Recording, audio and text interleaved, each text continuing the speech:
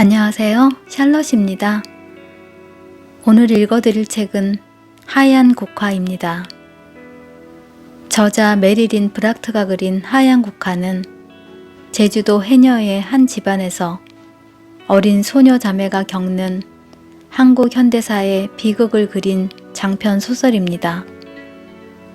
동생을 살리려고 성노예로 끌려간 언니 하나의 처절한 삶 이야기와 눈앞에서 아버지가 참살되는 비극을 겪는 동생 아미의 이야기가 충격적이며 감동적으로 그려집니다.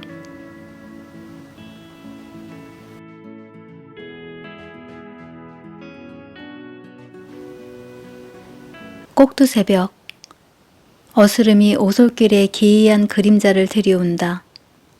엄마를 따라 바닷가로 내려가던 하나는 귀신이 발목을 잡는 기분이 들어 자꾸만 다른 생각을 한다. 미풍에 잠옷이 뒤로 나부낀다. 조용하게 뒤따르는 발자국 소리만 들어도 하나는 잠든 동생을 안고 따라오고 있는 아버지의 기척을 느낄 수 있다. 바닷가에는 이미 안악 몇이 기다리고 있다. 점점 동이 터오는 가운데 안악들의 익숙한 얼굴이 드러난다. 무당은 처음 보는 사람이다. 홍색과 남색이 섞인 무복을 입고 있다. 일행이 모래 위로 내려서자마자 무당이 춤을 추기 시작한다. 빙글빙글 도는 무당의 위세에 옹기종기 서 있던 사람들이 뒷걸음질 친다. 그러나 무당의 묘한 이풍에 이끌리듯 이내 한 곳으로 모여든다. 무당은 용왕에게 드리는 인사말을 외면서 맞이할 준비를 한다. 대나무로 만든 용왕문을 통해 용왕을 제주의 평온한 바닷가로 모신다. 수평선 위 바늘구멍만한 태양이 쨍한 금빛으로 반짝인다. 하나는 다가오는 날빛의 신선함에 눈을 깜빡인다. 일본군은 굿을 금지하고 있었지만 엄마는 어엿한 해녀로서 첫 물질을 시작하기 전에 전통에 따라 굿을 해야 한다고 고집했다. 무당은 안전과 풍어를 빈다. 무당이 같은 노래를 외고 또 외는 가운데 엄마가 하나의 어깨를 쓱 민다. 두 사람은 젖은 모래에 이마가 닿을 때까지 큰 절을 올리고 임박한 용왕의 왕님을 받든다. 하나가 절을 하고 일어나는데 잠이 덜 깬 동생의 목소리가 들린다. 나도 물질하고 싶다. 동생의 목소리에 깃든 애절함이 하나의 가슴을 잡아당긴다. 너도 금방 여기 서게 돼 있어. 그땐 언니가 바로 옆에서 맞이해 준다니까. 앞날을 예견하는 듯이 동생에게 속삭인다. 하나는 간자놀이 위로 흐르는 짠 바닷물을 손등으로 닦아낸다. 난 이제 해녀다. 물가에서 흰 띠를 돌리는 무당을 바라보며 생각한다. 그리고 동생의 작은 손을 쥔다. 나란히 선 두 사람은 해변 위로 부서지는 파도 소리를 듣는다. 바다만이 요란한 가운데 한 무리의 안악들이 하나를 받아들인다. 태양이 파도 위로 완전히 솟아오르면 하나는 깊은 물에서 물질을 하며 해녀들 사이에서 제자리를 찾아갈 것이다. 그러나 일단은 캐묻는 눈들을 피해 몰래 집으로 돌아가야 한다. 언니 언제 와? 귓속에 쩌렁쩌렁 울리는 동생의 목소리에 잠이 깬다. 정신을 차린 하나는 여전히 방 안에 있다. 곁에는 군인이 잠들어 있다. 굿은 어둠 속으로 사라진다. 하나는 기억을 놓치지 않으려고 눈을 꼭 감는다. 붙잡힌 지 거의 2달이 다 되어간다. 이곳에서의 시간은 괴로울 만큼 느리게 간다. 하나는 그동안 겪은 고통을, 저들이 강요하는 일들을, 저들이 강제하는 역할을 되새기지 않으려고 애쓴다. 고향에서 하나는 다른 사람이었다. 다른 삶을 살고 있었다. 고향을 떠나온 후로는 하루가 엇겁처럼 흐른다. 하나를 향해 헤엄쳐 오던 엄마의 얼굴, 엄마의 입술에 흐르는 바닷물, 더 행복했던 곳에 대한 기억의 편린들은 멀어져 간다. 이제는 무덤이 고향에 대한 기억보다 가까이 있다. 용한 곳은 힘과 위엄의 상징이었다.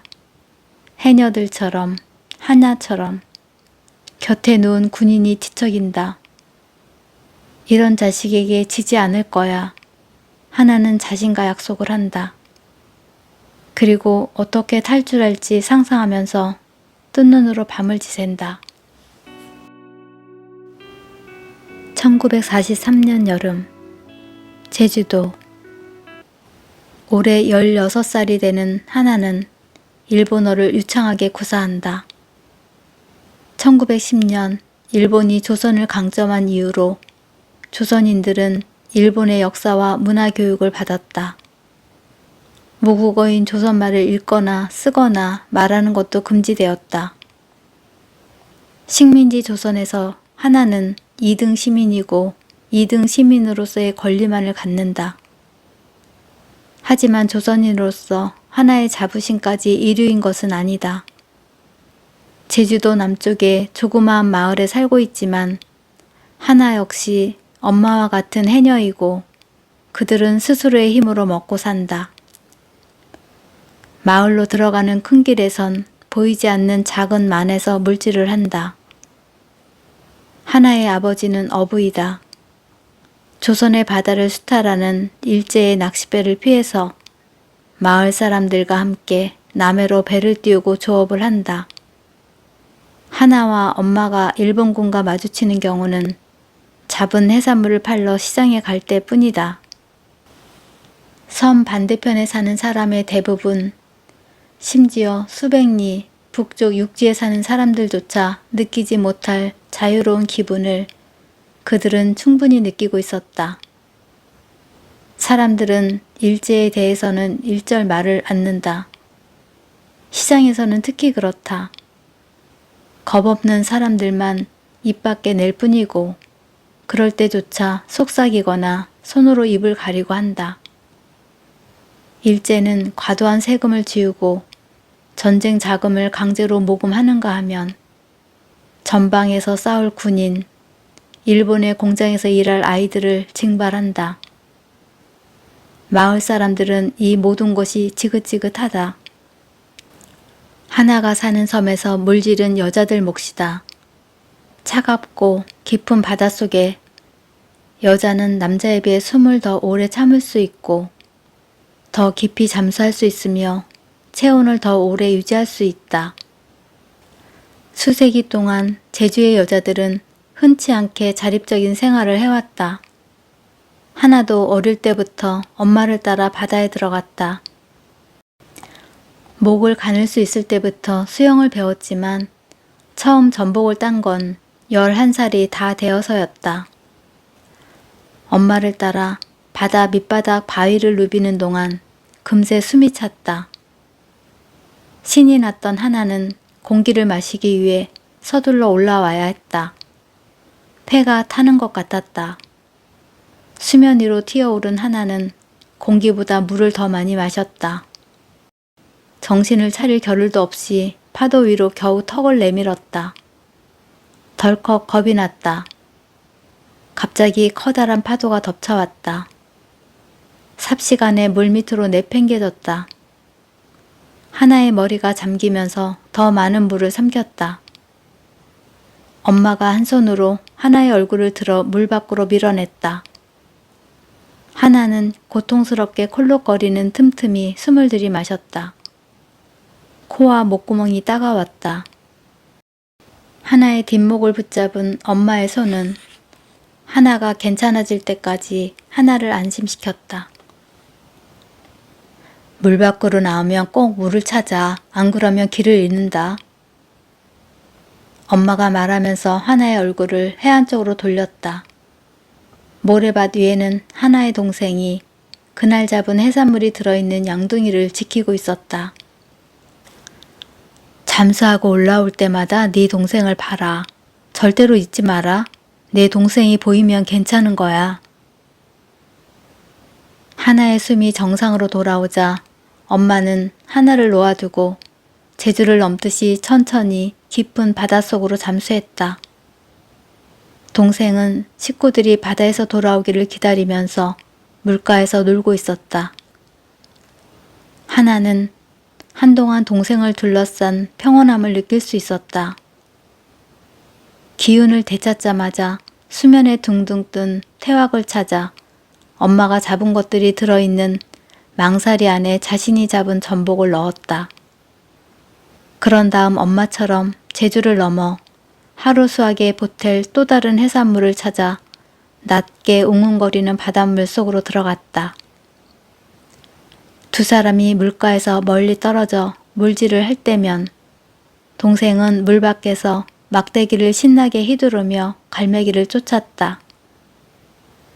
잠수해서 올라와 모래밭을 쳐다보면 동생은 하나의 시야를 가로지르며 춤을 추는 나비 같았다. 동생이 태어났을 때 하나는 이미 7살이었다. 오래전부터 하나는 평생 외딸로 살지는 않을까 걱정했고 늘 동생을 갖고 싶어 했다. 친구들은 매일 함께 놀고 집안일을 나눠서 할 남매가 두셋, 때로는 넷도 있었지만 하나는 모든 것을 홀로 견뎌내야 했다. 그러던 중 엄마가 임신을 했고 하나는 희망에 부풀어 커져가는 엄마의 배를 볼 때마다 환한 웃음을 지었다. 엄마 오늘 더 뚱뚱해졌네? 동생이 태어나던 날 아침 하나가 엄마에게 물었다. 아주 뚱뚱해졌고 아주 불편해. 엄마가 하나의 팽팽한 배를 간지럽히며 대답했다. 하나는 나동거라지며 깔깔 웃었다. 숨을 고른 뒤에는 엄마 옆에 바싹 붙어 앉아 엄마의 둥근 배 꼭대기에 손을 얹었다. 동생 거의 다 된 거 맞지 엄마? 다 됐다고? 여사가 동생이 밥이니 다 되게? 밥 말고 엄마 둘째 딸 말이야. 아니 아들. 하나가 잽싸게 덧붙였다. 손에 수줍은 발길질이 느껴졌다. 언제 나와 동생? 우리 딸 성질 급하네. 엄마가 고개를 절레절레 흔들었다. 여동생이 좋아? 남동생이 좋아? 하나는 남동생이 정답인 것을 알고 있었다. 아버지가 뱃일을 가르치려면 아들이 있어야 했기 때문이다. 그러나 머릿속으로는 다른 대답을 했다. 엄마가 딸을 낳았으면 좋겠어요. 언젠가 나와 함께 바다를 헤엄칠 수 있게요. 그날 밤 엄마는 진통을 시작했다. 하나는 여동생을 보자마자 환희를 감출 수 없었다. 입이 귀에 걸리도록 웃으면서도 실망한 표정을 짓기 위해 온갖 애를 썼다. 아들이 아니라서 어떡해 엄마? 어떡하지? 하나는 슬픈 척 고개를 가로젓다가 아버지에게로 가 소매를 당겼다. 아버지가 몸을 숙이자 하나가 귀에 손을 대고 속삭였다. 아버지 털어놓을 게 있어요. 아버지가 뱃일을 가르칠 아들이 아니라서 안 됐지만 저는 같이 물질할 여동생이 생겨서 너무 좋아요.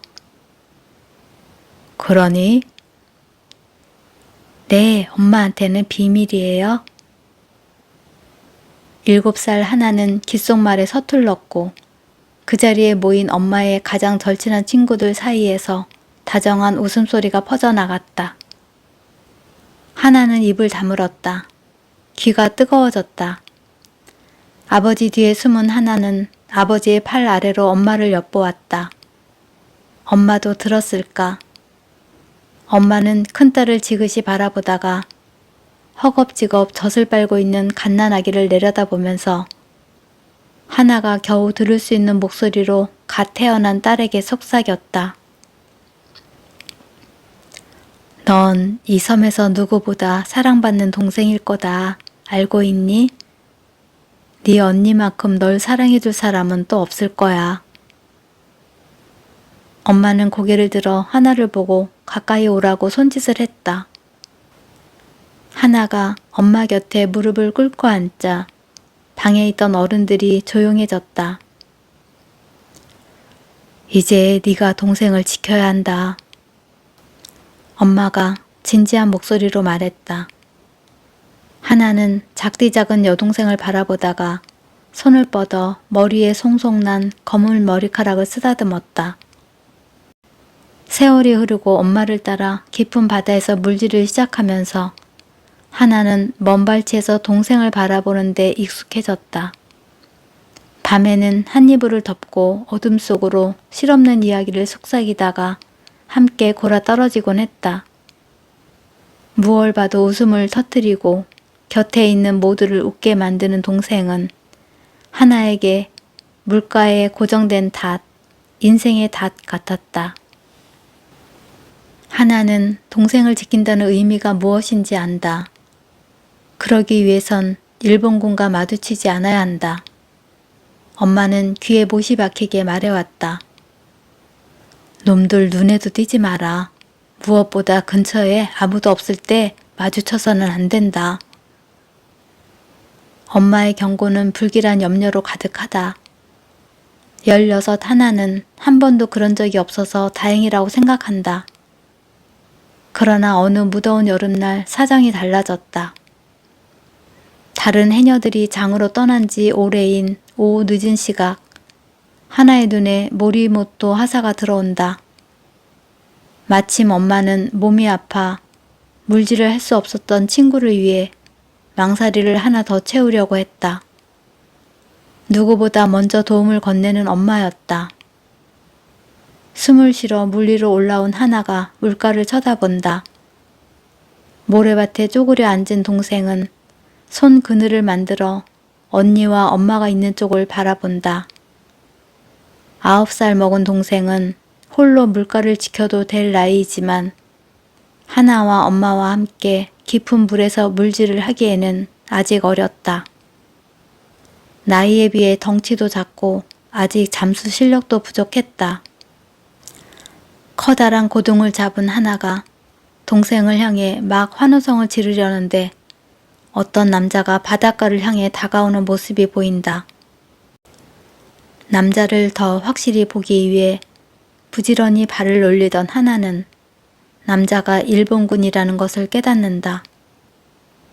갑자기 배가 꽉 뭉치면서 아파온다.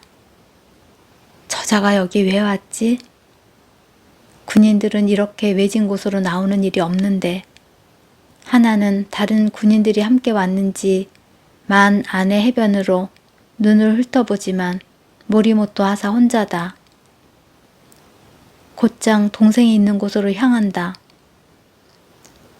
하사와 동생 사이에는 바위들이 솟은 언덕이 있어서 동생은 아직 눈에 띄지 않는다. 하지만 곧 보일 것이다. 그가 가던 길을 계속 간다면 동생을 발견할 것이고 동생을 데려갈 것이다. 마을에서 사라진 다른 어린 소녀들과 마찬가지로 일본의 공장에 보내버릴 것이다. 동생은 공장 일이나 그곳의 가혹한 환경을 버텨낼 수 있을 만큼 튼튼하지 않다. 붙잡혀 가기에는 너무 어리고 가족에게 받아야 할 사랑이 많이 남아있다. 엄마를 찾아 수평선을 살피던 하나는 엄마가 물밑에 있다는 사실을 깨닫는다. 엄마는 일본 군인이 물가로 향하고 있다는 사실은 까맣게 모른다. 하나는 엄마가 물 위로 나올 때까지 기다릴 시간이 없다. 기다린다고 해도 암초 가장자리에서 물질을 하는 엄마는 너무 멀리 있다. 암초에서 더 멀리 나가면 밑바닥이 보이지 않는 동굴 같은 암흑이 입을 벌린다. 동생을 지키는 일은 하나의 몫이다. 하나는 엄마와 약속을 했고 지킬 작정이다. 하나는 파도 밑으로 몸을 던져 모래밭을 향해 전속력으로 헤엄을 친다. 군인보다 빨리 동생에게 가 닿기를 바랄 뿐이다. 그의 주의를 적당히 끌어 시간을 벌 수 있다면 동생은 가까이 있는 작은 굴에 몸을 피할 수 있을 것이다. 그러면 하나는 다시 바다로 도망치면 된다. 그가 물속으로 하나를 따라올 리는 없지 않을까. 조류는 마치 하나를 안전한 먼 바다로 다시 내보내려는 듯 하나와 부딪힌다. 당황한 하나는 수면을 가르고 올라와 깊은 숨을 들이쉬면서 군인이 어디까지 갔는지 확인한다. 아직 바위 언덕에 다다르지 못했다. 하나는 파도 위로 헤엄을 치기 시작한다. 군인의 눈에 띌 위험이 있지만 잠수를 너무 오래 하면 군인을 놓칠까 두려웠다. 동생이 있는 곳까지 절반쯤 왔을 때 군인이 걸음을 멈춘다. 그는 무언가를 찾아 주머니를 뒤진다. 하나는 도로 물밑에 머리를 쳐박고 더 빠르게 헤엄을 친다. 다시 숨을 쉬러 올라온 하나에게 담뱃불을 붙이는 군인이 보인다. 하나가 숨을 쉴 때마다 군인은 아주 조금씩 동생에게 다가간다. 하나가 고개를 들 때마다 그는 용기를 내뿜는가 하면 담배를 빨았다가 날숨을 쉰다. 하나의 마지막 호흡과 함께 군인은 문득 바다로 고개를 들린다. 빠르게 헤엄쳐오는 하나의 모습이 그의 눈동자에 잡힌다. 모래밭 근처까지 온 하나는 군인이 선 곳에서 동생이 보이지 않기를 바란다. 자갈투성이 모래밭을 짚은 동생이 고사리 손으로 몸을 일으켜 세우려고 한다. 하지만 동생에게 앉아있으라고 소리를 칠 수가 없다. 하나는 더 빨리 헤엄을 친다. 차례로 물을 당기며 물 밑을 돌진하던 하나의 두 팔이 어느새 모래에 닿는다. 벌떡 일어선 하나는 얕은 물을 가로질러 지척에 있는 동생에게 뛰어간다. 군인이 바위 아래로 달려가는 하나를 불렀지만 하나에게는 아무것도 들리지 않는다. 고동치는 심장 소리가 두 귀를 울리면서 다른 모든 소리를 틀어막는다. 모래밭까지 전속력으로 헤엄을 쳐온 하나는 마치 지구 절반을 돌아온 기분이다. 그러나 이제와 멈출 수는 없다. 모래 위를 손살같이 달려오는 언니를 본 동생은 아무것도 모르고 웃으며 하나에게 인사를 건네려고 한다. 그러나 동생이 말을 꺼내기도 전에 하나는 동생에게 달려들어 두 어깨를 붙잡고 모래밭에 쓰러뜨린다. 동생이 소리를 지르지 못하게 입을 막는다. 언니의 얼굴을 본 동생은 소리를 지르면 안 된다는 것 정도는 이미 알고 있다. 하나는 동생만이 이해할 수 있는 표정을 지어 보인다. 그리고 모래밭에 바짝 동생을 밀어붙인다. 군인의 눈에 띄지 않게 모래 속에 묻고 싶지만 그럴 시간이 없다. 어디 갔어? 군인이 하나를 찾는다. 군인은 바다가 내려다 보이는 낮은 바위 위에 올라가 있다. 그가 가장자리로 가 선다면 그 밑에 누워있는 두 사람이 다 보일 것이다. 인어가 사람으로 변했나? 바로 위쪽 바위에서 버적거리는 군화 소리가 들린다. 떨고 있는 동생의 몸은 하나의 손 안에서 참으로 나약하게 느껴진다. 동생의 공포는 전염된다. 하나도 떨기 시작한다. 하나는 동생이 도망갈 곳이 없다는 사실을 깨닫는다. 군인이 서 있는 자리에서는 온 사방이 눈에 들어온다. 바다로 도망치는 방법도 있겠지만 동생은 오래 헤엄칠 수는 없다. 하나는 몇 시간이고 깊은 물에서 버틸 수 있지만 군인이 뭇에서 시간을 끈다면 동생은 익사할 것이다. 하나에게는 아무런 계획도 도망칠 방법도 없다. 여기까지 생각이 미치자 뱃속에 돌덩이가 들어앉은 듯하다. 하나는 겁에 질린 동생의 얼굴을 마지막으로 쳐다본 뒤 천천히 동생의 손에서 입을 떼고 몸을 일으킨다.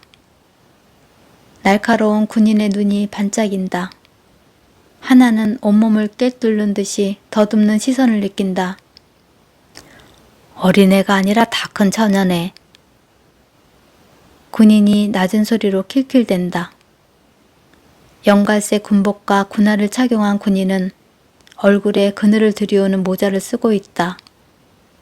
두 눈은 발밑에 바위처럼 검다. 하나는 물가로 헤엄을 치느라 가빠진 숨을 아직 가다듬지 못한다. 하나가 헐떡일 때마다 군인은 하나의 가슴을 흘끔거린다. 희고 얇은 무명 물옷을 입은 하나는 재빨리 머리단으로 가슴을 가린다. 무명으로 된 반바지에서는 물이 떨어져 벌벌 떨고 있는 하나의 두 다리를 타고 내려간다. 뭘 숨기고 있는 거야? 군인이 바위 너머를 흘끔거리며 묻는다. 아무것도 아니어요. 하나가 재빨리 대답한다. 하나는 군인의 시선이 따라오기를 바라며 동생의 반대쪽으로 움직인다. 그냥 좀 특별한 걸 잡았는데 주인이 없는 걸로 알고 가져갈까봐. 제가 잡은 거거든요. 하나는 양동이 하나를 바위 위로 들어 올리며 동생이 있는 곳에서 군인을 더 멀리 데려간다. 군인은 여전히 하나에게 정신이 팔려 있다. 그러나 곧 바다로 시선을 옮기더니 해변을 아래 위로 흐른다. 다른 해녀들은 장애가 없는데 왜 여기 있었지? 친구가 아파요. 그래서 굶지 말라고 친구 목까지 잡고 있었어요. 아주 거짓말은 아니라 술술 말이 나온다. 군인이 목격자를 찾듯이 두리번거린다. 하나는 엄마의 태왁이 있는 곳을 내다보지만 엄마는 보이지 않는다. 엄마는 아직 군인을 보지도 못했고 하나가 곁에 없는 것을 눈치채지도 못했다. 엄마가 물밑에서 공경에 처한 것은 아닐까 걱정이 되기 시작한다. 너무 많은 생각이 머릿속으로 밀려든다. 군인은 다시 바위의 가장자리를 살펴보기 시작한다. 그 밑에 있는 동생의 인기척을 알아차린다면 큰일이다. 하나는 재빨리 머리를 굴린다. 배고프면 이거 사요. 사가서 군인들과 나눠 먹어요. 그럴 생각이 없어 보이는 군인에게 하나는 양동이를 더 가까이 들이댄다. 그 안에 고여있던 바닷물이 튀고 군인은 군화가 젖지 않게 잽싸게 개걸음을 친다. 죄송해요. 하나가 곧바로 사과하면서 양동이를 바로잡는다. 식구들은 어디 있지? 군인이 갑자기 묻는다. 하나는 당황한다. 바다로 눈을 돌린 하나는 엄마의 머리가 파도 밑으로 잠기는 모습을 본다. 아버지의 배는 먼 바다에 나가 있다. 여기에는 하나와 동생뿐이다. 하나가 도로 군인에게 눈길을 돌리고 보니 마침 일본군이 2명 더 걸어오고 있었다. 엄마의 말이 하나의 마음속에 메아리친다. 근처에 아무도 없을 때 군인들을 마주쳐서는 안 된다. 이제 하나가 어떤 말을 해도 소용이 없다. 하나는 제국의 군인들 앞에서 어떤 힘도 자유도 없다. 그들은 그들 마음대로 조선인을 다룰 것이라는 것을 하나는 안다. 그러나 위험에 처한 것은 하나만이 아니다. 파도는 하나에게 다시 뛰어들라고 도망치라고 애원하며 부서진다. 하나는 억지로 바다에서 눈을 뗀다. 죽었어요. 이 말은 하나에게도 사실처럼 느껴진다. 하나가 고아라면 납치한 뒤 누군가의 입을 막을 필요도 없을 것이다. 하나의 가족은 안전할 것이다. 비극적인 인화가 싫어군. 그가 웃는다. 바다에는 정말 보물이 있다니까. 모리모토 하사님 뭘 하십니까? 다가오고 있는 군인이 묻는다. 모리모토는 하나에게 고정한 시선을 거두지 않는다. 두 군인이 하나의 양 옆에 선다. 모리모토가 고개를 까딱하더니 왔던 흙길을 되돌아 올라간다. 두 군인은 하나의 팔을 붙잡아 끌며 그를 따라간다. 하나는 소리를 지르지 않는다. 동생이 도우려고 나선다면 그들은 동생도 데려갈 것이다. 하나는 동생을 지키겠다는 약속을 저버리지 않을 것이다. 그래서 말없이 따라간다. 그러나 하나의 두 다리는 무언의 거부 의사를 드러내듯 움직이려고 하지 않는다. 쓸모없는 통나무처럼 아래로 축 늘어질 뿐이다. 군인들은 틈을 주지 않는다. 하나를 좀 더 세게 붙잡고 바싹 들어 올린다. 하나의 발가락은 모래 위를 훑으며 엷은 흔적을 남긴다. 일본군에 떠밀려 들어간 트럭 짐칸에는 하나 말고도 여자 넷이나 있다. 둘은 얼굴에 상처가 나 있다. 저항했던 모양이다. 달리는 차 속에서 이들은 충격과 두려움에 말이 없다. 하나는 혹시나 장터에서 마주친 얼굴이 있나 싶어 살펴본다. 그중 두 아이는 하나보다 한두 살쯤 많아 보이고 훨씬 더 많아 보이는 여자도 있다. 하나보다 어린 아이도 있다. 동생의 모습을 떠올린 하나는 생각의 끈을 놓지 않는다. 저 아이가 이 차에 타고 있는 이유는 지켜줄 언니가 없었기 때문이야. 하나는 아이를 마음으로나마 다독이고 싶지만 아이의 볼에는 하염없는 눈물이 흐른다. 하지만 하나는 눈꽃만큼도 울 생각이 없다. 군인들에게 두려워하는 모습을 보여주고 싶지 않았다. 해가 처마 아래로 떨어질 무렵에야 트럭이 경찰서에 다다른다. 경찰서를 보자 몇몇 아이들의 눈이 반짝인다. 하나는 가늘게 뜬 눈으로 작은 경찰서 건물을 살핀다. 그 안에 무엇이 있든 어떤 것도 이들을 구하지 못할 것이다. 4년 전 하나의 삼촌은 천황의 군대에 징집되어 중국과 싸우는 전쟁터로 보내졌다. 그때 경찰서로 소집이 되었다. 조선 사람이 공직에 있는 경우는 드물어서 동포를 배신하고 일본 정부에 충성하는 친일파이기가 쉬웠다. 그런 그들이 삼촌을 싸움터로 내몰아 혐오하는 나라를 위해 싸우게 만들었다. 우릴 다 굶어 죽일 수 없으니까 전쟁터에서 죽일 속셈이라고요. 죽으라고 보내는 거라고요. 내 말 들어요? 당신 동생 죽는다고요. 엄마는 삼촌이 중국으로 싸우러 간다는 소식을 듣고 아버지에게 이렇게 언성을 높였다. 걱정 마세요, 형수님. 제 몸은 제가 책임진다니까요. 삼촌이 하나의 머리를 쓰다듬으며 말했다. 그러곤 아미의 볼을 꼬집으며 웃었다. 엄마는 고개를 절레절레 흔들었다. 끓는 주전자에서 뿜어져 나오는 증기처럼 노여움이 엄마의 양 어깨에서 펄펄 솟아오르는 듯 했다. 어떻게 책임을 져요? 도련님은 아직 어른도 안 됐어요. 장가도 안 갔고 애도 없어요. 우릴 깡그리 없애려고 이 전쟁을 하는 거예요. 이 나라의 조선 사람은 하나도 남지 않을 거라고요. 그만하오. 아버지의 작고 단호한 목소리가 찬물을 끼얹은 듯 했다. 아버지는 하나와 동생을 뚫어져라 바라보았다. 한바탕 더 퍼부을 것처럼 아버지와 마주선 엄마는 아버지의 시선을 따라가다 얼굴을 구기며 주저앉았다. 이내 두 팔로 어깨를 감싸고 무릎을 꿇고 앞뒤로 연신 몸을 흔들었다. 하나는 엄마의 이런 행동을 처음 보았다. 엄마는 언제나 강인하고 확신에 차 있었다. 단단하다는 말이 어울릴 법한 사람이었다. 겉은 부드러웠지만 아무리 높은 파도의 내리침에도 견딜 수 있는 단단함. 깰 수 없는 바위처럼. 그러나 그날 엄마는 상처받기 쉬운 소녀 같았다. 덜컥 겁이 난 하나는 동생의 손을 찾아 붙잡았다. 아버지는 엄마의 곁으로 가 팔로 감쌌다. 아버지와 함께 몸을 흔들던 엄마는 마침내 아버지를 바라보았다.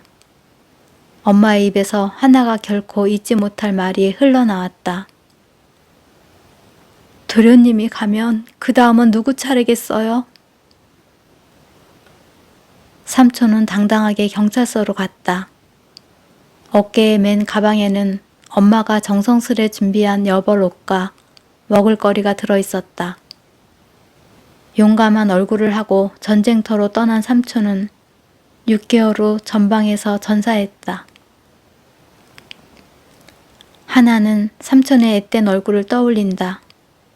삼촌은 19에 세상을 떠났다. 당시 12살이던 하나에게 삼촌은 나이가 아주 많아 보였다. 삼촌은 하나보다 키가 훨씬 컸고 목소리도 꽤 굵었기 때문에 하나에겐 다 큰 어른처럼 여겨졌다. 돌이켜보면 삼촌은 죽기에는 너무 어렸다. 삼촌은 겁에 질려 있었을 것이다. 지금의 하나처럼. 공포는 막연하지 않다.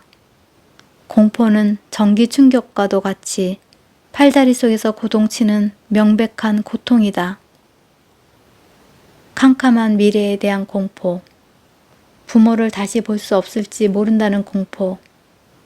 동생이 바다에 홀로 남겨질지 모른다는 공포. 타양에서 죽을 수 있다는 공포. 일본군이 삼촌의 일본도를 고향집으로 보내왔을 때 아버지는 그것을 바다로 던져버렸다. 바로 그 경찰서 앞에 선 트럭에 하나가 앉아있다.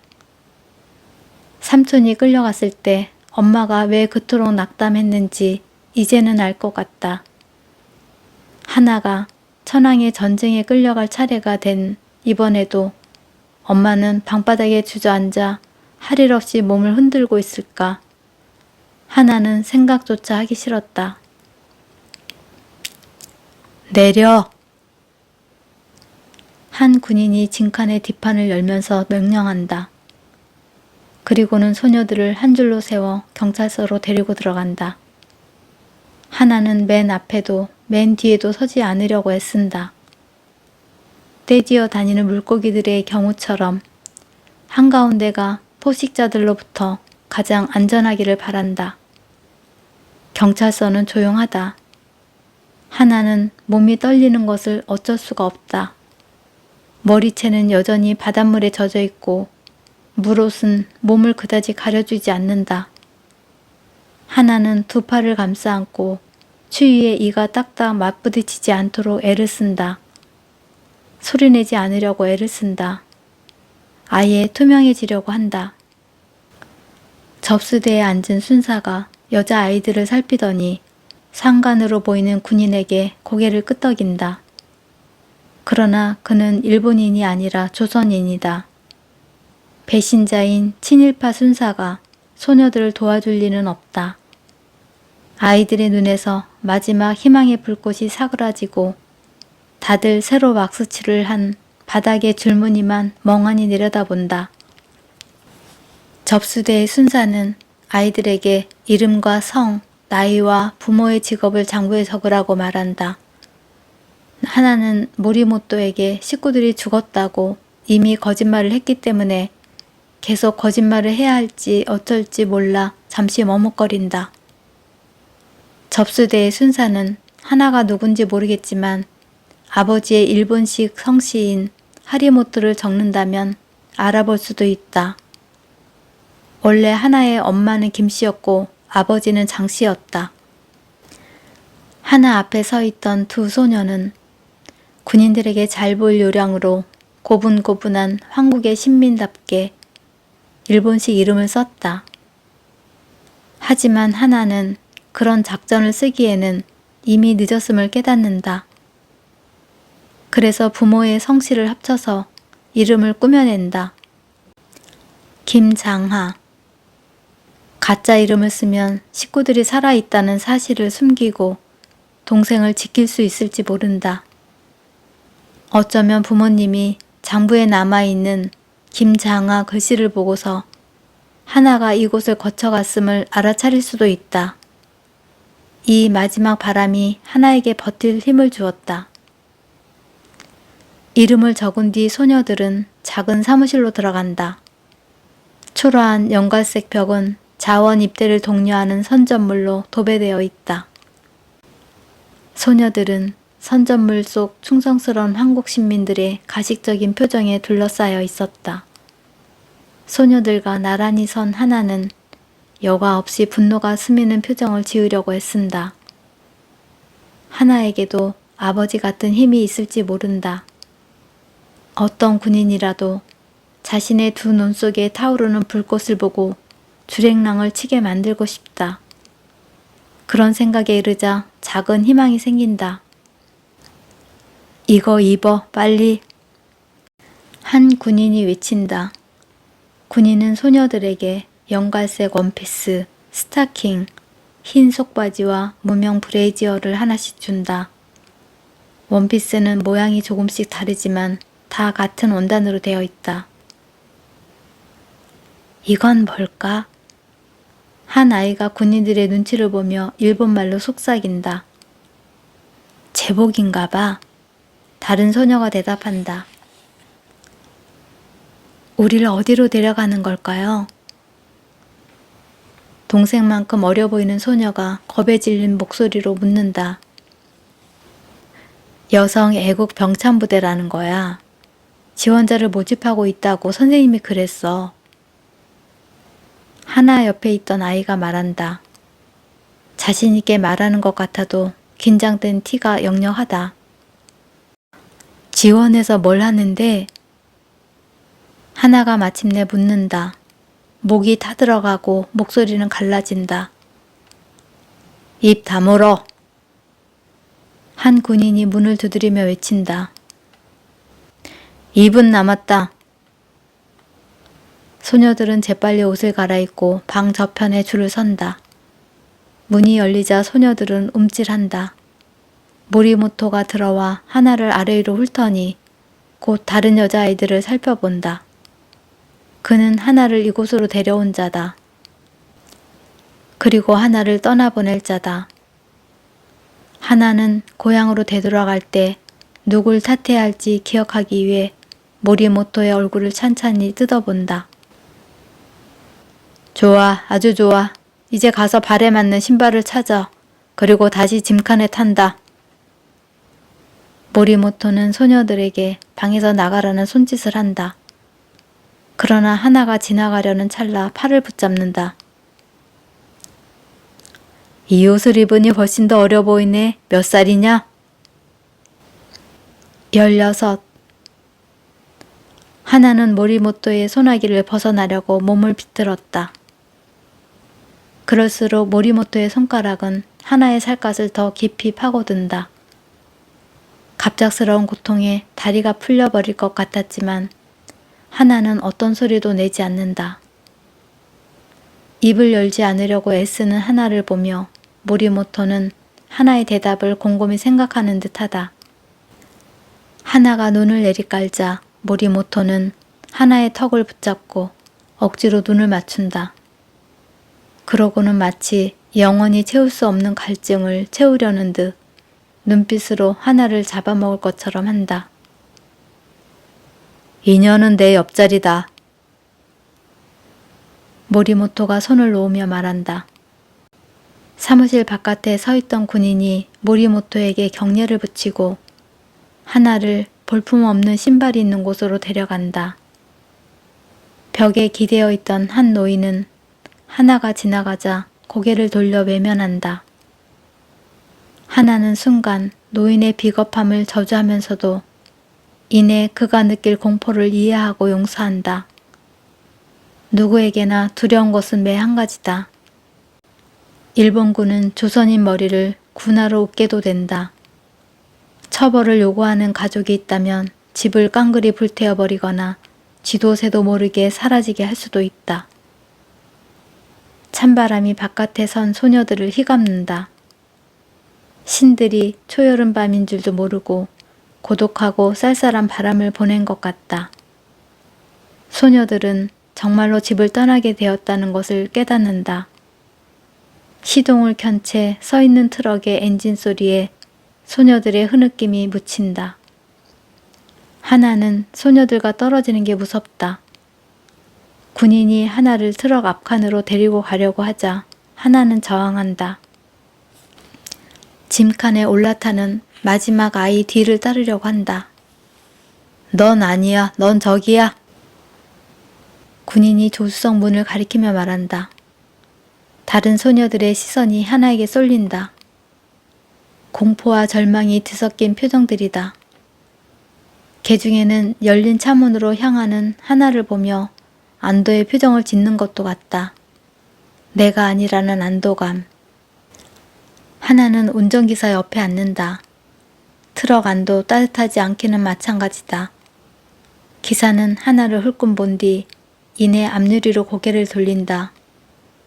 모리모토가 하나의 옆자리에 탄다. 담배와 술 냄새가 난다. 차는 고요 속에서 밤새 달린다. 하나는 양옆의 어느 군인에게도 눈을 돌리고 싶지 않다. 바위처럼 꼿꼿이 앉아 관심을 끌지 않으려고 애쓴다. 군인들도 말을 걸지 않고 서로 이야기하지도 않는다. 그들도 무표정한 얼굴로 앞유리를 내다보는 쪽을 선호하는 듯하다. 바다에서 멀어지면서 한라산이 희미한 어둠으로 다가왔다가 다시 사라지고 트럭은 어느새 섬 저편에 다다른다. 기사는 창문을 내리고 담배에 불을 붙인다. 바다 냄새가 몰려 들어온다. 하나가 바다 내음을 들이마시며 기운을 차리는 동안 트럭은 구불구불 좁은 길을 따라 해안가로 내려간다. 제주도와 한반도의 최남단을 잇는 해협이 있는 곳이다. 갑자기 속이 울렁거린다. 하나는 참아보려고 배를 움켜쥔다. 저 아래 바위투성이 해안이 보이고 항구에는 여객선이 닷을 내린 채 기다리고 있다. 처음 보는 군인들이 서류철을 들고서 도착한 소녀들을 기록하더니 곧 항구 옆 엉성한 울타리 안에 웅크린 다른 여자아이들과 섞는다. 바다새는 땅 위에서 무슨 일이 일어나고 있는지 아무것도 모른다는 듯이 머리 위로 솟구친다. 하나는 날개를 달고 바다새를 따라 날고 싶다. 점점 늘어나는 젊은 여자와 소녀의 무리를 향해 군인 하나가 명령을 외치자 모두 여객선으로 향한다. 누구도 입을 열지 않는다. 배와 연결된 다리로 향하는 계단을 오르던 하나는 문득 두 발을 내려다본다. 한 걸음 뗄 때마다 고향과 멀어진다. 하나는 태어나서 한 번도 섬을 떠나본 적이 없다. 다른 나라로 끌려간다는 사실이 두려움에 사로잡히게 된다. 두 발이 얼어붙어 한 발짝도 움직이려 하지 않는다. 이 배에 오르면 가족을 다시는 보지 못할 수도 있다. 계속 움직여! 한 군인이 외친다. 뒤에 있던 소녀가 하나를 꾹 누른다. 방법이 없다. 하나는 발을 내디디며 소리 없이 작별 인사를 한다. 먼저 동생에게. 가장 보고 싶겠지만 무엇이 됐든 지금 하나 앞에 놓인 운명으로부터 지켜낼 수 있어서 다행이다. 그리고 엄마에게. 하나는 엄마가 계속 별일 없이 물질을 할 수 있기를 빈다. 마지막으로 아버지에게. 하나는 아버지가 바다에서 용기를 잃지 않기를 빈다. 또한 그러한 용기로부터 아버지가 자신을 찾아주기를 소망해 본다. 아버지의 작은 고깃배가 하나를 되찾아갈 일념으로 여객선을 뒤쫓는 모습을 상상한다. 상상조차 어려운 턱도 없는 바람이지만 그래도 희망을 가져본다. 여객선의 갑판 아래에는 좁은 객실들이 늘어서 있다. 하나와 함께 트럭을 탔던 소녀들은 좋기 30명쯤은 되는 다른 아이들과 같은 객실에 배치된다. 다들 비슷한 옷을 입고 있고 얼굴에는 똑같은 공포가 어려 있다. 몇몇 소녀는 주머니에 넣어온 얼마 안 되는 음식을 나누어 준다. 아이들을 불쌍히 여긴 몇몇 군인들이 뱃길에 먹으라고 준 것이다. 주먹밥 몇 개, 마른 오징어 약간, 덜어는 배를 한 개 받은 아이도 있었다. 그러나 다들 입맛이 없는 터라 그저 음식만 나누며 위안을 얻는다. 하나는 20살은 되어 보이는 젊은 여자가 준 주먹밥을 받아든다. 감사합니다. 하나는 딱딱해진 주먹밥을 야금야금 먹는다. 넌 집이 어디니? 여자가 묻는다. 하나는 대답하지 않는다. 얘기를 해도 되는지 아직 확신이 서지 않는다. 누굴 믿어야 할지 알 수가 없다. 나는 한라산 남쪽 사람이야. 왜 여기 끌려왔는지는 나도 모르지만. 하나가 대답하지 않자 여자가 말한다. 나는 결혼을 했고 남편이 지금 중국 놈들과 싸우러 갔다고 얘기했는데도 말이다. 난 돌아가서 그의 편지를 기다려야 돼. 내가 없으면 누가 그 편지를 받겠니? 내가 결혼을 했다고 말을 했는데도. 여자는 이해를 구하는 눈빛이지만 하나는 도울 수가 없다. 어떤 것도 이해가 되지 않는다. 누군가의 목소리가 끼어든다. 결혼했는데 왜 데려왔대요? 남편이 빚을 졌어요? 유부녀의 주변으로 작은 무리가 형성된다. 빚 같은 거 없어. 몰래 빚을 냈을지 누가 알아? 다른 여자가 말한다. 빚 없다잖아. 전쟁에 나갔대. 다른 목소리들도 저마다 생각을 말하고 질문은 곧 토론으로 변한다. 어린 축에 속하는 여자들은 토론에 끼어들지 않는다. 하나도 다른 여자들로부터 슬금슬금 멀어져 조용한 아이들 사이에서 평온을 찾는다. 아이들의 눈은 두려움에 질려 하나같이 커다랗다. 나이가 제법 있는 여자들은 작은 방을 분노와 혼란으로 채운다. 빚을 갚으러 끌려온 거면 쟤네들은 왜 왔어? 애들이잖아. 부모가 빚을 졌겠지. 누군가가 대답한다. 그래, 우리처럼 팔려온 거야. 아니에요. 하나는 분해서 떨리는 목소리로 말한다. 엄마랑 나는 해녀예요. 우리는 빚 없어요. 빚을 진 게 있다면 바다에 졌지. 방 안이 조용해진다. 몇몇 여자들은 하나처럼 어린 여자아이가 그토록 당당한 어조로 말하는 것이 신통한 눈치다. 어린아이들은 마치 하나의 길을 받으려는 듯 가까이 다가온다. 하나는 뒷벽에 기대고 앉아 두 팔로 상체를 감싸 안는다. 다른 소녀 몇몇이 따라 앉는다. 침묵이 흐른다. 하나는 무태 가면 어떤 운명이 기다리고 있을지 궁금하다. 군인들은 그들을 일본이나 전쟁이 벌어지고 있는 중국의 깊은 내륙으로 보낼 작정일까? 하나는 트럭에서 두 군인 사이에 앉아 있었던 순간을 떠올린다.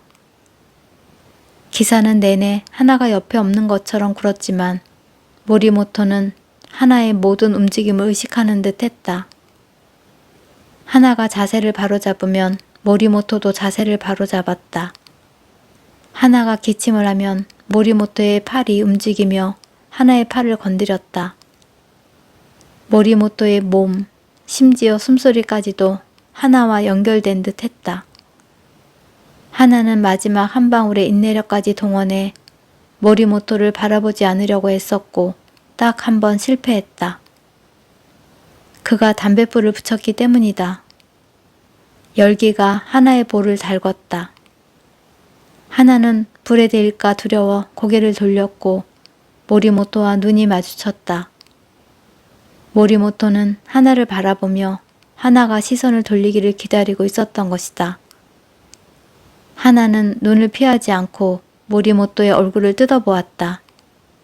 그는 허파를 가득 채우고 있던 담배 연기를 하나의 눈을 향해 내뿜었다. 하나는 기침을 하며 재빨리 고개를 돌렸다. 그러고는 앞 유리창만 하염없이 바라보았다. 여객선은 천천히 해협으로 미끄러져 들었다. 거친 파도 때문에 하나의 속이 울렁거린다. 하나는 당장이라도 물 밑으로 들어가 고향을 향해 헤엄치고 싶었다. 겁에 질린 동생의 눈이 불현듯 머릿속을 스쳐간다. 하나는 눈을 감는다. 그래도 동생은 이 불확실한 여정에 오르지 않았다. 적어도 동생은 무사하다. 우릴 일본으로 데려갈 작정일까? 한 소녀가 묻는다. 눈을 뜬 하나는 다른 아이들의 시선을 느낀다. 기대에 찬 얼굴들을 보며 하나는 왜 자신에게 질문을 하는지 의아하다. 나도 몰라. 하나가 미안한 듯 대답한다. 여객선의 움직임에 몸을 맡긴 아이들은 점점 더 작아지는 것처럼 보인다. 하나에게는 이들을 위로할 힘이 없다. 마을 사람들로부터 들은 이야기가 떠오른다. 한 번 끌려간 여자아이들은 고향에 돌아오지 못한다. 딸을 잃고 슬퍼하는 부모들에게 감사 인사와 함께 일본도가 전달되는 일은 없다. 딸들은 그냥 사라진다. 소문만이 고향으로 돌아온다. 남아있는 아이들에게 결코 들려줄 수 없는 소문만이. 정식으로 해녀가 되고 얼마 지나지 않았을 무렵 하나는 장터에서 두 여자가 쉬쉬하며 나누는 이야기를 들었다. 섬 북쪽에서 발견된 마을 소녀에 관한 이야기였다. 겁탈을 당해서 온갖 병에 걸린 것도 모자라 정신이 휙 나가버렸대. 여자의 말에 하나의 귀가 쫑긋 섰다. 그 말이 무슨 뜻인지 알지 못했던 하나는 여자의 설명을 기다리며 귀를 기울였다. 그 집 양반이 딸을 집에 가뒀어. 아주 정신을 못 차린단다. 짐승처럼. 듣고 있던 다른 여자는 안타까운 듯 고개를 절레절레 흔들며 눈을 내리깔았다. 아픈 건 어떻게 낫는다고 해도 그걸 누가 데려가나 이제. 딱한 것. 딱하지. 그 집 양반도 딱해. 얼굴도 못 들고 다니고 제명에 못 죽지. 얼마나 무거운 짐이겠어 그것이. 여자들은 마치 그 아버지가 거기 있는 것처럼 아버지를 위로했고 하나는 도대체 무엇이 여자를 정신 나가게 만들고 아버지를 제명에 못 죽게 하는지 궁금했다. 그날 밤 하나는 엄마에게 물었다. 너 그 말 어디서 들었어? 엄마는 마치 하나가 심각한 잘못을 한 듯 흥분해서 되물었다. 장에서 아줌마들이 얘기하더라고. 군인들이 어떤 애를 끌고 가서 그렇게 했다고. 엄마가 한숨을 쉬더니 등을 돌리고 앉아 바느질을 계속했다.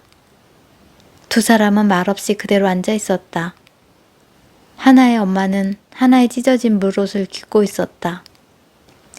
엄마의 바늘이 재빠르게 물옷에 들어갔다 나왔다 하는 모습을 하나는 넋을 놓고 지켜보았다.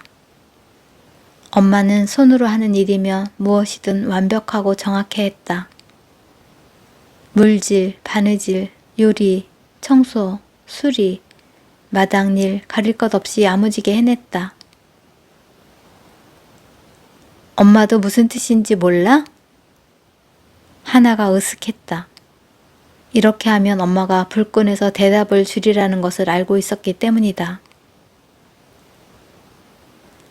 한번 말하면 다시 주워 담을 수 없는 거라서 그래. 너 정말 듣고 싶어? 엄마는 하던 일에서 눈을 떼지 않았고 하나의 질문은 먹구름처럼 두 사람 사이에 걸려 있었다. 하나는 알고 싶었다. 알 자격이 있었다. 하나도 이제 어엿한 해녀였다. 그러므로 다른 해녀들과 마찬가지로 매일 폭풍과 상어, 익사의 위험에 마주해야 했다. 목숨을 걸고 일할 수 있다는 건 이미 어른이나 다름없다는 뜻이었다. 몸도 마음도 성장해서 이웃에 사는 남자아이들 몇몇은 물가에서 하나가 지나가는 걸 보면 결혼 어쩌고 저쩌고 다 들리게 짓거리곤 했다. 개 중 한 명은 나머지에 비해 좀 더 간심히 갔다. 가장 키가 컸고 피부도 제일 까맸지만 눈동자는 가장 밝고 웃음도 누구보다 환했다. 제일 똑똑한 것 같기도 했다. 동무들처럼 하나에게 소리를 질러대거나 하지 않았기 때문이다. 대신 엄마 가게에 나타나 물건을 사면서 엄마는 물론 하나와도 이야기를 나누었다. 그 아이의 아버지는 본래 학교 선생님이었지만 학교에 일본 교사들이 들어오면서 어부가 되었다. 여동생이 둘이었던 그 아이에게는 어린 여자아이들과 잘 어울릴 줄 아는 각시가 필요했다. 하나는 그 아이의 이름은 몰랐지만 곧 알게 될 터였다. 아버지가 계실 때 아이가 들러 물어볼 수도 있었다. 어른들끼리 청혼을 할 수도 있을 터였다. 알고 싶어. 하나가 엄마에게 말했다. 알았어. 그럼 알려줄게. 엄마는 감정이 조금도 섞이지 않은 목소리로 말을 이었다. 겁탈은 남자가 강제로 여자랑 잠자리를 하는 거야. 하나는 얼굴이 빨개졌고 엄마는 계속했다. 그렇지만 군인들의 겁탈은 한 번으로 끝나지 않아. 군인들이 끌고 간 그 아이는 수없이 많은 군인들과 잠자리를 강요당했어. 왜 그런 짓을 해? 하나는 얼굴이 새빨개졌음에도 가까스로 물었다. 일본군은 그렇게 하면 전투에서 이길 거라고 믿는 거래. 전쟁에서 승리할 수 있다고. 고향에서 아무리 멀리 떨어진 곳에서도 기력을 충전하고 재미를 볼 자격이 있다고 생각한댄다.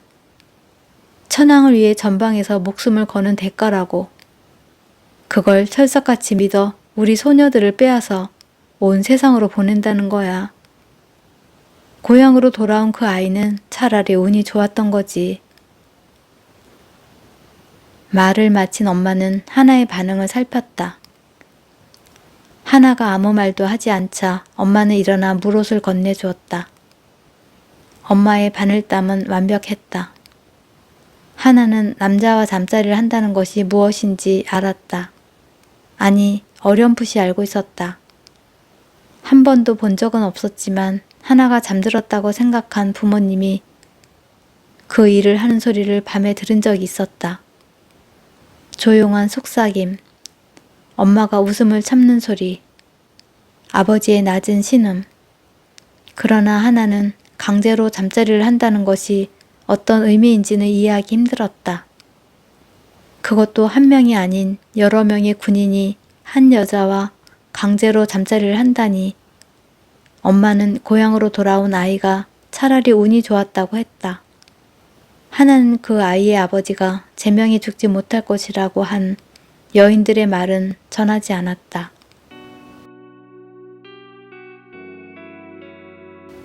객실 문이 열리고 군인 2명이 들어오더니 무리를 훑어보며 무작위로 소녀 하나를 붙잡는다. 소녀가 작은 비명을 내지르자 군인이 소녀를 후려친다. 갑작스러운 손찌검에 소녀는 조용해진다. 다른 한 군인은 계속해서 무리를 살핀다. 해녀 이리 나와. 그가 말한다. 모리모토 하사님이 부르신다. 목소리를 듣고 보니 트럭을 운전했던 그 군인이다. 그러나 하나는 꼼짝하지 않는다. 서둘러 호출이다. 분위기가 무겁게 내려앉는다. 소녀들의 눈은 어김없이 하나가 있는 곳으로 움직이며 하나의 위치를 드러낸다. 조금이라도 움직이면 정체가 드러날까 두려운 나머지 하나는 움직이지 않으려고 용을 쓴다. 온몸이 작은 떨림들로 휘청인다. 군인은 자신의 시야에 잡혀 떨고 있는 하나를 곧 알아볼 것이다. 여긴 해녀 없어요. 이 방이 아닌 것 같아요. 객실 저편에서 누군가 소리 높여 말한다. 다른 소녀들도 웅성웅성 동의하는 목소리를 내지만 군인은 이내 하나 쪽으로 눈길을 돌린다. 아니야, 거기 너. 이리 와. 내가 알지. 네가 해녀잖아. 가자. 군인은 한 손을 허리춤에 찬 권총에 얹고 말한다. 더 이상 내 시간 낭비하지 마라. 하나는 군인에게 복종하지 않을 도리가 없다. 자리에서 일어난 하나는 마음을 다독여 주었던 소녀들을 남기고 군인에게 다가간다. 군인은 하나의 팔목을 잡고 마치 총살을 앞둔 죄수처럼 끌고 간다. 여객선의 좁은 복도는 배 밑바닥 아래 넘실대는 세찬 파도에 기우뚱거린다. 하나는 붙잡히지 않은 손으로 벽을 짚고 균형을 잡는다. 여기다. 군인이 철문을 열면서 말한다. 하나가 안으로 들어가자 뒤로 문이 닫힌다.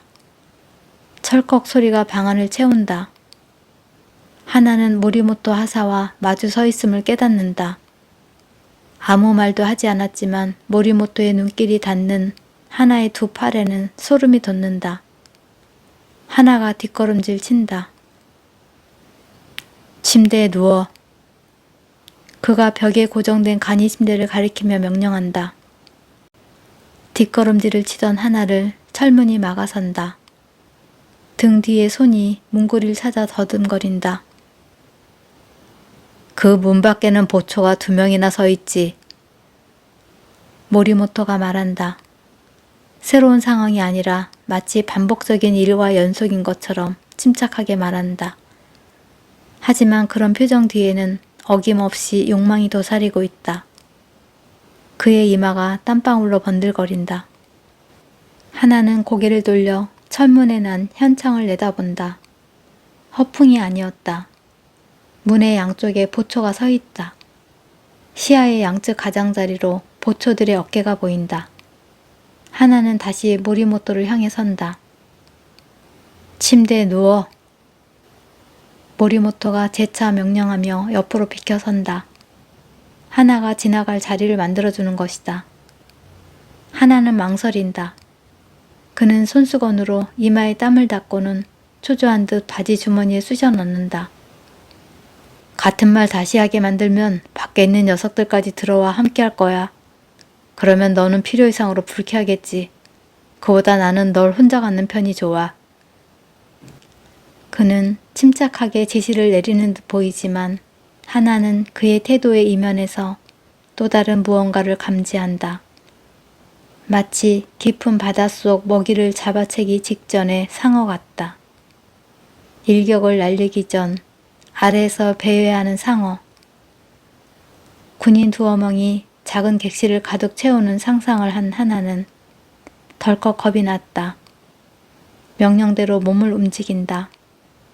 하나가 침대 위에 태아처럼 웅크리고 눕자 모리모토가 웃음을 터뜨리며 허리띠를 풀기 시작한다.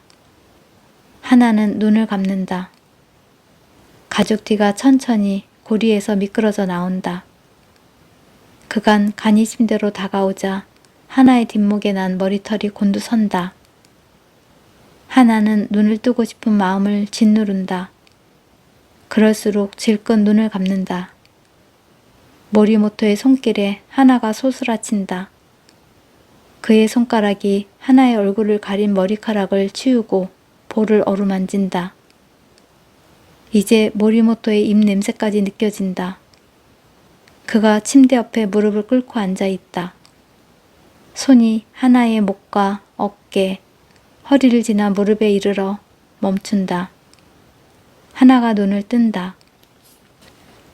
모리모토가 하나의 얼굴을 쳐다보고 있다. 하나는 그의 표정을 읽을 수가 없다.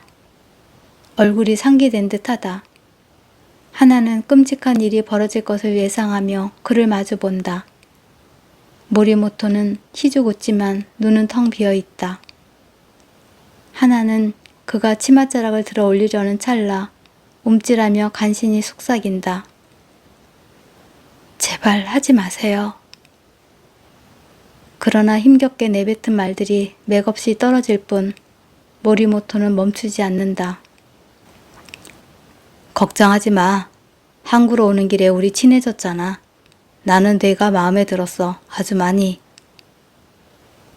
모리모토의 손길을 피해 몸을 움츠리지만 허벅지를 잡고 얼마나 세게 누르는지 비명이 나온다. 자꾸 그러면 이 옷 찢어버린다. 그러면 벌거벗고 만주까지 가야 할 거다. 군인들이 득실되는 배에서 몇 날 며칠을 벌거벗고 다니면 좋겠냐? 네 예쁜 몸을 가릴 옷 한 벌 없이? 모리모토의 눈빛은 하나에게 대답을 해보라고 말하고 있다. 더 이상 움찔거리지 않지만 몸이 벌벌 떨리는 것은 어쩔 수 없다. 만주. 놈은 나를 만주로 데려가려 한다. 만주는 세상 끝이나 다름없다. 하나가 생각한 것보다 훨씬 더 먼 타향이다. 좋아. 모리모토의 소나기의 힘이 약해진다. 그는 천천히 하나의 치맛자락을 허리 위로 올린 다음 새 스타킹과 무명 속바지를 내린다. 그리고 그것들을 접어 간이 침대 끝에 정갈하게 놓는다. 그 다음 자리에서 일어나 바지를 벗어 발목까지 내린다. 하나는 고추성 그의 성기에서 눈을 뗄 수 없다. 나한테 감사해야 될 거다. 다른 애들은 이런 식으로 길들여주는 사람이 없을 테니까 되게 끔찍한 충격을 경험하게 되지. 적어도 이렇게 하면 너는 마음의 준비는 할 수 있잖니. 모리모토가 하나의 위로 올라간다. 하나는 눈을 감는다. 눈꺼풀 뒤의 어둠 속에서 그의 입김이 얼굴에 와닿고 몸에는 그의 무게가 실린다. 모리모토는 곧 억지로 하나의 안으로 들어온다. 모리모토가 밀어붙일 때마다 하나의 천진함이 갈갈이 찢겨나간다. 발가락 사이에 칼을 쑤셔 넣는 듯한 고통이다. 그러나 그 고통은 발가락 사이가 아니라 하나의 심장, 하나의 마음 가까운 곳에서 느껴진다. 모리모토는 헐떡이며 힘을 쓰더니 곧 돼지처럼 쿵쿵거리며 신음한다. 하나는 그가 돼지와 다름없다고 생각한다. 뒷간 밑에 살면서 사람 똥을 먹는 제주 흑돼지. 그가 밀어붙일 때마다 몸의 한가운데가 타들어가는 듯한 고통이 느껴지지만 하나는 그가 돼지라는 상상을 하면서 현실의 몸짓에 대해서는 떠올리지 않으려고 애쓴다. 그는 점점 더 빠르게 신음을 하다가 발작하듯 몸을 부르르 떤다. 그러고는 하나의 가슴을 압박하며 하나의 위로 몸을 축 늘어뜨린다. 하나의 몸은 딱딱한 침대 속으로 파고들다 못해 숨이 막힐 지경이다. 이윽고 모리모토가 일어서자 몸을 돌린 하나는 고통을 감싸려는 듯 둥글게 웅크린다. 모리모토가 다시 바지를 입고 허리띠를 차고 군화를 끄는 소리에 귀를 기울인다. 비난다. 모리모토의 말이다. 하나가 몸을 돌려 그를 본다. 그가 하나의 다리 사이를 가리킨다. 하나는 몸을 반대로 누이고 침대보에 묻은 작은 핏자국을 본다. 뒷목에 소름이 돋는다. 죽을지도 모른다는 생각이 머릿속을 스치고 지나간다. 하나가 무릎을 꼭 쥐고 놓지 않는다. 그가 하나를 보고 웃는다. 내가 바랐던 대로야. 넌 이제 여자다. 모리모토는 진심으로 기쁜 듯한 표정을 짓는다. 이제 닫고 다른 애들이 있는 곳으로 들어가. 모리모토는 하나에게 손수건을 던지고는 방을 나간다. 손수건은 잠시 허공을 가르다 마치 부드러운 꽃잎처럼 하나의 배 위에 내려앉는다. 하나는 한동안 움직이지 않는다. 살이 불타는 듯한 고통으로 쓰러리다. 다리 사이가 축축한 게 겁이 난다. 피를 흘리다 결국 죽는 것일까? 하나는 천천히 몸을 일으키지만 모리모토가 무슨 짓을 했는지 내려다보기가 두렵다. 하나는 고통을 다스리기 위해 천천히 코로 숨을 내쉬며 심호흡을 한다. 숨을 고른 뒤 하나는 아래를 내려다본다. 먼저 피가 보였지만 그 피는 하나의 몸에서 흘러나온 듯한 끈적한 액체와 뒤섞여 있다. 축축한 느낌은 피가 아니라 이 끈적한 액체 때문이었다. 하나는 죽어가고 있지 않다. 하나는 다리 사이에 손수건을 갖다 댄다. 살갗에 손수건이 스칠 때마다 머릿속에서 새로운 통각신경이 깨어난다. 이것이 엄마가 말했던 겁탈이구나. 질끈 눈을 감은 하나는 그것이 무엇인지 알지 못했을 때로 돌아가고 싶다. 눈을 뜨면 다 악몽이었기를 바란다. 삐걱 문소리와 함께 철제 손잡이가 돌아가고 하나는 재빨리 무명 속바지와 스타킹을 끌어올린다. 아프지만 억지로 무릎을 모으고 잔뜩 긴장한 채로 서서 또 다른 군인의 공격을 기다린다. 빨리 해. 우리 이 방 써야 돼. 군인은 이렇게 말하고 하나를 다른 여자들이 있던 작은 객실로 돌려보낸다. 하나는 캐묻는 듯한 시선들을 헤치고 객실의 맨 뒤로 파고들어 바닥에 주저앉는다. 누구와도 눈을 마주치지 않도록 벽을 보고 있다. 다른 소녀들의 눈길이 느껴지지만 상관 않기로 한다. 군인들은 소녀 2명을 더 데리고 나가며 문을 잠근다. 곧 여자들이 걱정 어린 목소리로 군인들의 속셈이 무엇인지 묻는다. 몇몇 목소리는 곧장 하나에게 향한다. 하나가 어떤 일을 당했는지 알아야겠다고 한다. 무슨 영문인지 짐작하고 있는 일부 사람들은 모두가 같은 운명에 처할까 한탄뿐이다. 누군가 주먹으로 문을 쾅쾅 두드린다. 객실이 순식간에 고요해진다. 하나는 2 손에 얼굴을 파묻는다. 여자들이 하나의 얼굴을 보기만 해도 어떤 봉변을 당했는지 눈치챌 것 같다. 갑자기 울고 싶다. 하나는 되는 대로 오래 숨을 참는다. 숨을 쉬고 싶다는 욕구와 포기하지 않으려는 마음에만 집중한다. 울고 싶은 마음이 사라지니 숨을 쉬어도 될 것 같다. 하나는 거칠게 공기를 들이마신다. 다리 사이의 여린 살갗은 좀 전의 폭행으로 인해 여전히 쓰라리다. 하나는 고통을 잊어보려고 있는 힘껏 애를 쓰지만 모리모토의 벗은 다리와 기억하고 싶지 않은 다른 부분들이 하나의 머릿속을 점령한다. 하나는 눈을 꼭 감고 눈꺼풀을 손으로 누른다. 곧 흰 빛이 손가락 밑에서 깜빡이더니 기억을 가로막는다. 손가락 끝에 눌린 눈동자가 곧 폭발할 것 같은 찰나 한 소녀가 하나의 귀에 대고 속삭인다. 어디로 데려갔어요, 언니? 하나가 고개를 휙 쳐든다.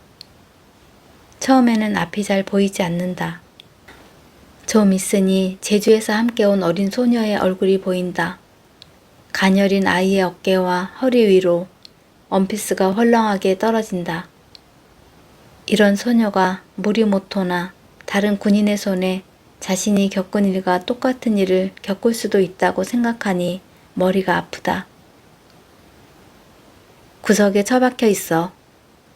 하나가 경고한다. 눈에 띄지 않으면 안전할지도 몰라. 말 안 해줄 거예요? 영영 모르는 게 나아. 아이가 다시 입을 열기 전에 문이 벌컥 열린다. 두 아이가 객실로 돌아오고 문이 닫힌다. 이번에는 소녀들이 끌려나가지 않았다. 머리 위 등불이 나가고 소녀들은 어둠 속에 남겨진다. 마치 가축떼처럼 소녀들은 긴 여정을 위해 몸을 누이고 잠이 든다. 훌쩍이며 조용히 흐느끼는 소리가 객실을 가득 채운다. 하나와 어린 소녀는 가까이 눕는다. 소녀가 하나의 팔짱을 낀다. 이리 하면 군인들이 언니를 데려갈 때 나도 깰 테고 나를 데려갈 때 언니도 깰 테니까. 순진한 아이의 말이 하나의 마음을 움직인다. 아이는 자신이 알고 있는 유일한 방법으로 스스로를 돌보고 있다. 그리하면 적어도 언제 두려워해야 할지 알 수 있었다. 아이는 잠든 사이 끔찍한 일들이 벌어지길 원하지 않았다. 그 일들이 벌어지는 것을 눈으로 보고 싶어 했다. 그 일을 막을 어떤 힘도 없을지라도 사실 그런 힘은 여기 있는 그 누구에게도 없다. 밖에서 내 이름은 노리코지만 엄마는 상수라고 불러요. 아이가 하나의 머리칼 사이로 속삭인다. 아이의 따뜻한 숨결이 하나의 뒷목에 닿는다. 하나는 대답하지 않는다. 애써보지만 말이 나오지 않는다. 하나가 겪은 고통을 가두어 두기 위해 입술이 딱 붙은 듯하다. 상수의 엄마는 집에서 딸의 조선 이름을 쓴다.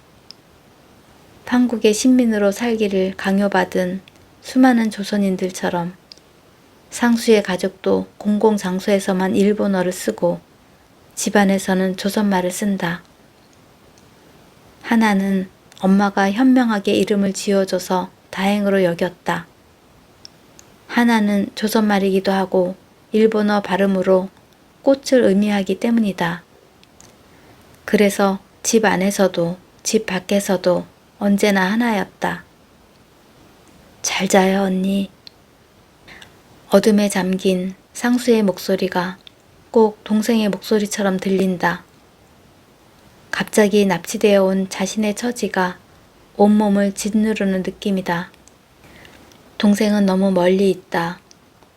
여객선에 더 오래 갇혀 있을수록 동생은 점점 더 멀어져 간다.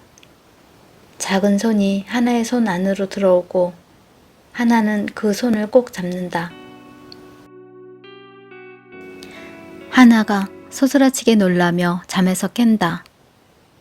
객실 안은 여전히 어둡지만 문 아래 틈으로 들어오는 희미한 빛이 바닥에 잠든 그림자들을 비춘다.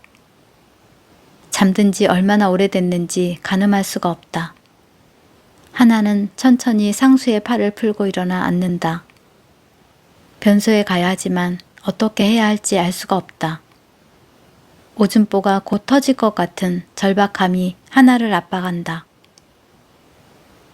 변소에 가야 하는데 하나는 누구든 들으라고 속삭인다. 처음에는 아무도 대답하지 않았다.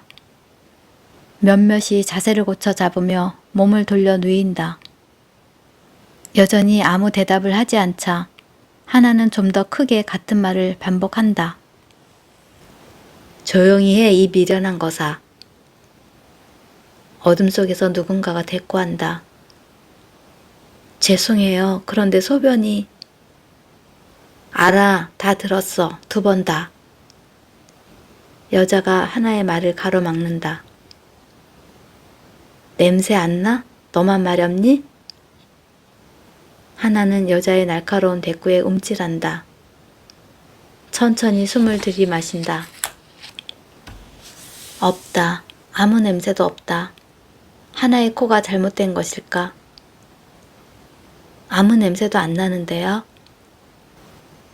향수 냄새가 나서 그러지 남자 냄새가 독해서 다른 냄새는 못 맡는 거야.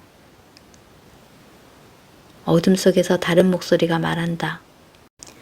여자들의 쏘아붙이는 말에 하나는 살갗이 다 따끔따끔하다. 하나는 옷깃을 위로 젖혀 코에 갖다 댄 뒤 냄새를 맡아본다. 그놈 냄새가 난다. 놈이 옷에 물들어 있다. 냄새를 벗는 대신 하나는 오줌보에서 힘을 뺀다. 몸에서 뒷간 냄새가 나도 상관없다. 여자들과 얘기하는 사이 상수가 잠에서 깬 모양이다. 상수는 하나가 소변으로 더럽혀졌음에도 아랑곳하지 않고 다시 하나의 팔짱을 낀다. 상수의 침묵에 마음이 편안해진 하나도 팔짱을 더 바짝 끼운다. 두 사람은 시큼하고 축축한데 나란히 누워 이내 잠이 든다. 누군가 철문을 쾅쾅대는 소리에 객실 안에 모두가 깜짝 놀라 잠을 깬다. 몇몇은 외마디 소리를 지른다. 머리 위로 전등불이 깜빡이다 들어오고 푸른 빛이 쏟아져 내린다. 군인 넷이 들어오고 셋은 각각 소녀를 한 명씩 일으켜 세운다. 저항의 외침이 객실 안으로 퍼져나가지만 군인들은 아랑곳하지 않는다. 마지막 군인은 하나를 보더니 곧장 다가온다. 그러나 하나를 붙잡으려고 몸을 숙였다가 갑자기 뒷걸음질치며 코를 쥔다. 젠장 오줌 쌌어. 그가 다른 군인들을 향해 외치더니 진저리를 치며 하나를 발로 찬다. 짐승 같은 조선인들. 군인의 눈길은 상수에게로 옮겨간다. 너라도 데려가야겠다. 군인은 상수의 손목을 끌어쥐고는 하나 위로 상수를 잡아 끈다. 얘는 아직 어려요. 하나가 군인에게 애원한다. 상수는 슬픔이 가득한 눈으로 하나를 내려다본다. 걱정 말아요, 언니. 난 괜찮을 거예요, 언니처럼. 상수의 목소리는 떨리고 있지만 용감하다. 하나의 가슴이 찢어진다. 내가 대신 갈게요. 날 데려가세요. 하나가 두 발로 서서 눈을 똑바로 뜨고 말한다. 온 객실의 시선이 하나를 향하고 있다. 숨소리조차 들리지 않는 순간이 이어진다. 태양이 하늘에서 떨어지고 하나가 잿더미로 변하기를 모두가 기다리는 듯하다. 하나가 일본 군인에게 말대꾸를 했기 때문이다. 그래서는 안 된다는 것 정도는 모두 알고 있다. 마주선 두 사람 사이에 긴장이 팽팽해질수록 순간이 마치 영원 같다. 무릎이 고무처럼 연해진 하나는 다리가 풀릴까 두렵다.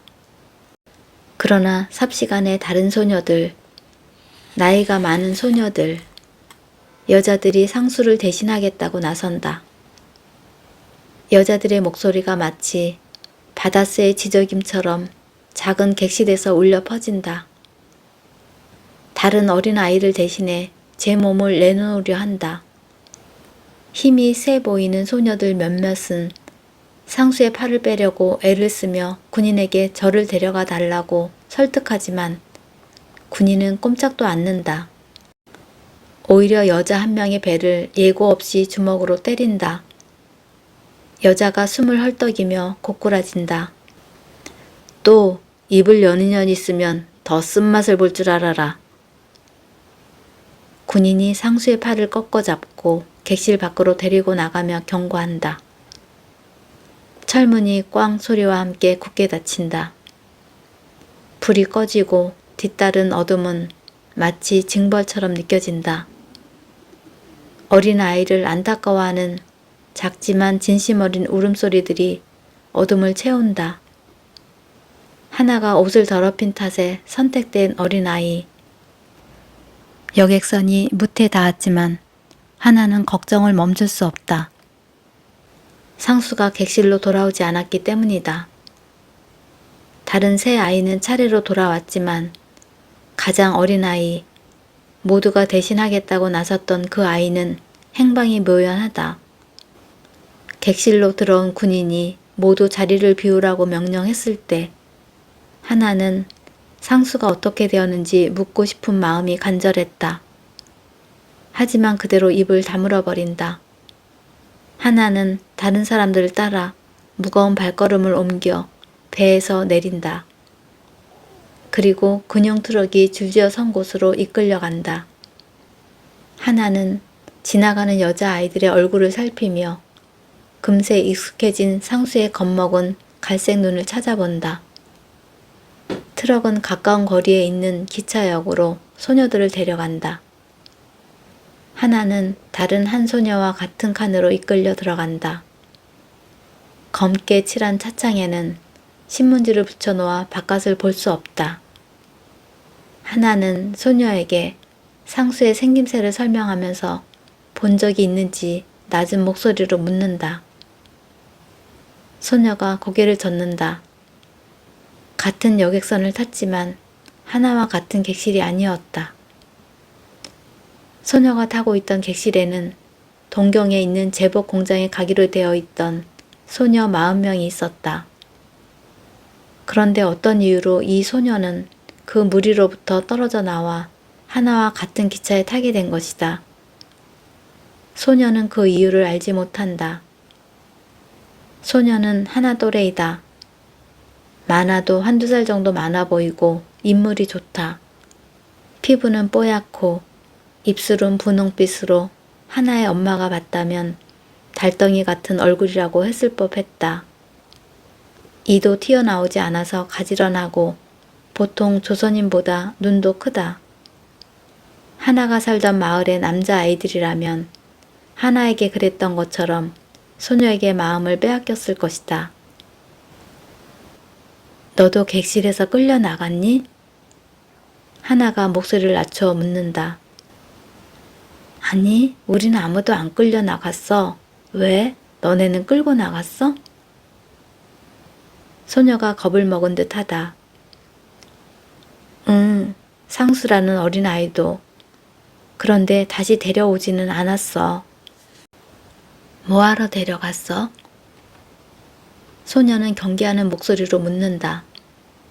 누군가 듣지는 않을까 두려운 눈길로 객실 안을 흘끔거린다. 하나는 입 밖으로 아무 말도 꺼내지 않는다. 하나보다 나이가 많아 보이는 이 소녀는 짧은 단어 하나로도 그 의미를 알 수 있을 것이다. 그러나 하나는 그 말을 입에 담을 용기를 내지 못한다. 하나는 고개를 돌려 좌석에 푹 눌러 앉는다. 앉아서 상수 걱정을 한다. 옷이 더럽혀져서 안타까운 동시에 옷이 더럽혀져서 다행이라는 생각이 든다. 이내 그런 생각을 하는 자신이 원망스럽다. 기차가 느릿느릿 역을 빠져나가기 시작하자 객실 문이 스르르 열린다. 군인 2명이 들어선다. 한 군인은 상수를 끌고 들어온다. 하나는 재빨리 옆자리를 비워 상수가 앉을 수 있게 한다. 상수의 얼굴은 창백하다. 아랫입술은 부어있다. 입술 한쪽 끝에 피가 가늘게 말라붙어 있다. 목도 멍들어 있고 계속해서 몸을 벌벌 떨고 있다. 옷은 찢어져 있고 단추가 있어야 할 곳은 핀으로 고정해 놓았다. 하나가 상수의 어깨에 자신의 어깨를 살짝 기대자 소녀는 처량한 소리로 흐느낀다. 하나는 아무 말 없이 상수의 손을 붙잡는다. 살아남았다. 하나는 생각한다. 그러나 상수의 딱한 처지를 보고 기뻐할 수가 없다. 군인 한 명이 하나와 마주보고 있는 다른 소녀 옆에 앉는다. 또 다른 군인은 하나의 다리를 잡고 넘어가 하나와 차창 사이를 비집고 들어온다. 겁이 난 하나는 군인의 얼굴을 보지 못한다. 기차가 속도를 내며 철길 위를 미끄러질 무렵에야 그가 누구인지 분명해진다. 익숙한 향수 냄새. 갑작스레 떠오른 기억에 온몸이 뻣뻣해진다. 군인의 손을 내려다본다. 모리모토가 하나의 옷자락을 만지작거린다. 모리모토는 하나를 장난감 삼아 가지고 논다. 궁지에 몰린 생쥐 꼬리를 발로 건드리다가 딴 데를 보는 척하면서 퇴로를 막는 고양이처럼. 기차로 이동하는 내내 모리모토는 쉬지 않고 담배를 피운다. 연기가 객실을 가득 채운다. 모리모토의 손끝은 끊임없이 하나의 치맛자락을 건드리며 하나를 비웃지만 눈길은 하나를 향하지 않는다. 심장이 가슴속에서 불규칙적으로 쿵쾅대고 숨이 가빠온다. 움직이지 않으려고 애를 쓰면서도 손가락이 살갗에 닿을락 말락 가까이 오면 아주 천천히 다리를 피한다. 기차는 밤새도록 멈추지 않고 달린다. 작은 객실 안에 있는 사람들은 하나를 제외하고 모두 잠에 빠진다. 분노와 두려움이 하나의 몸속을 가득 채우고 옆에 앉은 군인을 향해 뜨거운 전파가 되어 뻗어나간다. 하나를 바닷가 고향집에서부터 하나가 알고 있던 모든 사랑하는 것들로부터 떼어놓고 겁탈까지 했던 자가 아닌가. 군인이 잠든 사이 하나는 그를 죽이는 상상을 거두지 않는다. 시간이 지날수록 상상은 머릿속 깊은 곳에 자리 잡는다. 하나는 천천히 고개를 돌려 그를 바라본다. 그가 상수도 겁탈했을까? 하나는 마주 앉은 군인도 쳐다본다. 둘 다 상수를 겁탈했을까?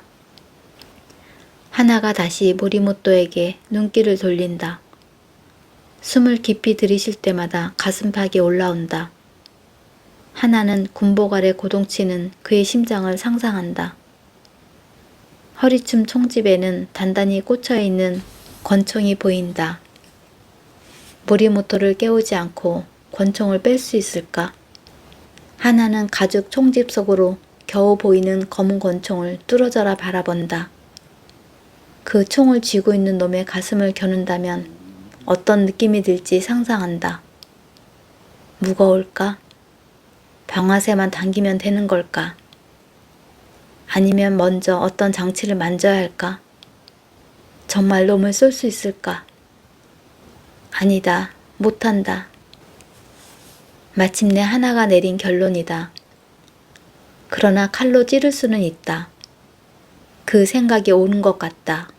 위로마저 된다. 칼이라면 어떻게 쓰는지 잘 안다. 매일 칼을 들고 물질을 했다. 암초에서 전복도 따고 미역도 자르고 심지어 일본인들의 굴잡이 배가 남기고 간 굴을 비틀어 여는 데도 썼다. 굴의 알맹이 깊이 자리 잡은 진주를 캐듯이 모리모토의 심장을 도려낼 수 있다. 그 생각을 하니 등골이 짜릿하다. 복수의 손길이 등줄기 위로 춤을 춘다. 용기란 이런 느낌일까? 하나는 모리모토의 가슴을 찌르고 충격에 빠진 놈의 얼굴을 보는 상상을 한다. 분노가 핏줄을 타고 맥동한다. 그런 뒤 상수와 함께 객실을 빠져나가 기차 어딘가에 숨거나 열린 창밖으로 뛰어나가 도망치면 된다. 하나는 이 모든 것을 현실로 만들 칼 한 자루가 간절하다. 모리모토가 잠결에 뒤척이자 하나가 소스라치게 놀란다. 몸서리를 치는 바람에 실수로 곁에 잠든 상수를 살짝 밀었다. 의외로 싸늘한 상수의 살갗에 놀란 하나는 어느새 상수가 몸을 떨고 있지 않다는 것을 깨닫는다. 하나는 손바닥 한복판을 상수의 이마에 얹는다. 차갑다. 입술에도 전혀 핏기가 없다. 뱃속에서 끓어오르는 당혹감을 억누르며 상수의 입에 귀를 대고 숨소리를 기다린다. 그러나 아무 소리도 없다. 하나는 갑자기 숨이 쉬어지지 않는다. 당황한 나머지 목이 메어온다. 그 소리에 객실의 다른 사람들이 잠에서 깬다. 무슨 일이야? 모리모토가 다그친다. 너 왜 그래? 모리모토가 자리에서 일어나 하나를 붙들어 세운다. 하나는 목을 쥔 채 숨을 쉬지 못하고 캑캑거린다. 모리모토가 다시 알아들을 수 없는 말을 외친다. 하나는 손가락으로 상수를 가리킬 뿐이다. 모리모토가 하나의 손가락이 가리키는 곳을 보고 상수에게 눈길을 옮긴다. 그리고는 하나를 놓아준다. 작은 소녀는 이 난리에도 가만히 앉아만 있다. 모리모토는 한동안 아무 말도 없이 그대로 앉아있다. 그러는 가운데 맞은편에 앉아있던 소녀가 외친다. 죽었어! 죽었다고! 소녀가 외치고 또 외친다. 울그락불그락 공포로 얼룩진 얼굴에선 어떤 아름다움도 찾을 수 없다. 객실 밖이 시끌시끌해지는 것으로 보아 다른 군인들이 도착한 모양이다. 문이 옆으로 미끄러지고 나타난 두 얼굴은 어찌된 영문이냐는 듯 궁금한 표정을 짓는다. 모리모토가 마침내 입을 연다. 이해는 죽었다. 다음 역에 도착할 때까지 뒷칸에 놔뒀다가 매장하도록. 매장이라고 하셨습니까? 그래, 매장에 다른 애들이랑 같이. 예, 알겠습니다. 두 군인은 쌀자루 취급하듯 상수를 번쩍 들고 객실을 나간다. 문이 미끄러지며 닫히고 모리모토는 아무 일도 없었다는 듯 도로 잠을 잔다.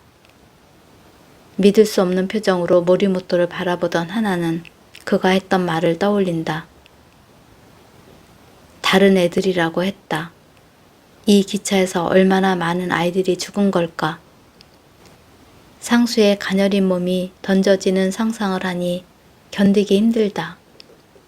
하나는 울음을 터뜨린다. 그동안 두려움과 슬픔을 참아왔다. 죄책감을 참아왔다. 그러나 이제는 흐느낌을 멈출 수가 없다. 보이지 않는 주먹이 배로 들어와 소리를 쥐어 짜는 것 같다. 아무도 하나에게 조용히 하라고 하지 않는다. 모리모토는 도리어 코를 골기 시작한다. 건너편에 앉은 소녀는 때때로 하나의 무릎을 두드리며 하나의 애처로운 흐느낌 사이로 훌쩍이곤 한다. 그러나 그 좁은 객실 안 다른 모든 것은 상수의 죽음을 모르는 것처럼 보인다. 차창에 붙은 검은 신문도, 머리 위에서 흔들리는 등불도, 기차의 움직임과 함께 파동치는 자체도, 깊이 잠든 군인들도. 기차가 낯선 땅을 굽이쳐 간다. 바다 건너 작은 섬에서 상수의 부모도 상수의 죽음을 모른 채 살아갈 것이다. 어쩌면 고향집에서 잠든 채로 상수가 곧 돌아오는 꿈을 꾸고 있을지 모른다. 언젠가 다시 볼 수 있을 거라고. 시간이 상수를 데려올 것이라고 바라고 또 바라고 있을지 모른다. 하나는 영영 돌아오지 않을 딸을, 떠난 지 며칠도 안 되어 세상을 떠난 딸을 기다리는 부모를 상상한다. 부모는 하세월 딸을 궁금해할 터이고 언제 딸이 떠났는지 영영 알지 못할 수도 있다. 기차는 꼬박 이틀을 달려 다음 역에 도착한다. 군인들은 상수와 다른 네 소녀의 주검을 비석도 없이 철길 옆에 묻는다. 군인들은 불어 소녀들에게 이 장면을 보여주면서 명령을 따르지 않으면 이렇게 된다고 했다. 주검은 천으로 쌓여 있지만 하나는 어느 것이 상수인지 알 수 있다. 가장 작고 보잘것없는 주검이기 때문이다. 군인들에게 상수는 그런 존재였다. 모든 소녀들이 그런 존재이다. 모리모토는 상수의 다리에 난 상처가 덧나서 죽었다고 말했지만 하나는 진실을 안다. 슬픔이 조금 가라앉자 그제야 자석을 적신 피가 보였다. 가죽에 스며든 피는 여러 줄기로 갈라져 마치 핏줄처럼 옆을 타고 흘러내려 있었다. 상수는 피를 너무 많이 흘려 죽은 것이다. 그런 고문을 견디기에는 너무 작고 어렸다. 얼마나 많은 남자들이 이 아이를 겁탈한 걸까? 하나는 상수를 보고 동생 아미를 떠올리지 않을 수 없다. 하나가 모리모토에게 끌려가지 않았다면 모리모토는 동생을 데리고 갔을 것이다. 동생이 상수와 같은 파국을 맞았을 수도 있다. 동생이 머나먼 타향에서 마주쳤을지 모를 끔찍한 죽음을 떠올려 본다. 하나의 속은 땅으로 푹 꺼지는 것 같다. 그러나 동생은 안전하다. 여기가 제주였다면 죄가 치러졌을 것이고 상수의 넋을 조상들에게 보내기 위해 신들을 불렀을 것이다. 하나는 상수의 조상이 누구인지 모른다. 상수가 제주에서 왔고 일본 이름이 노리꼬라는 사실밖에 알지 못한다. 상수, 노리꼬, 동생. 하나는 노리꼬를 절대 잊지 못할 것이다. 눈을 감은 하나는 상수의 넋이 무사히 고향에 가 닿기를 빈다. 고통스러운 죽음에 괴로워하지 않기를. 그리고 무엇보다 하나를 대신해서 끌려간 상수가 꿈에 나타나 해코지하지 않기를 빈다. 객실 안으로 소녀 2명이 새로이 들어오고 기차는 곧 다시 여정에 오른다. 하나는 상수 생각을 하지 않으려고 애를 쓴다. 대신 동생 생각을 한다. 동생은 하나가 돌아가고 싶은 집에 무사히 있다. 적어도 한 소녀를 군인으로부터 지켜냈다. 둘이나 지켜내길 바라는 것은 과한 욕심이었다. 하나는 상수의 창백한 피부를 떠올리지 않기 위해 아미의 얼굴을 그려본다. 손가락 끝에 얼얼한 감각을 잊고자 바다에서 물질하는 생각을 한다. 조류에 따라 춤추는 검은 미역을 끝없이 펼쳐진 파란 바닷물을 생각한다. 죽음의 빛깔, 빨강을 떠올리지 않기 위해서 하나가 마침내 잠의 부름에 답하자 가족들이 꿈에 나타난다. 어두운 바닷속에서 함께 헤엄치고 있지만 때로는 헤엄을 치고 있는 것이 아니라 단지 물결의 흐름에 따라 춤을 추는 것 같다. 눈에는 생기가 없고 살갗은 그들을 휘감은 물처럼 차가운 채로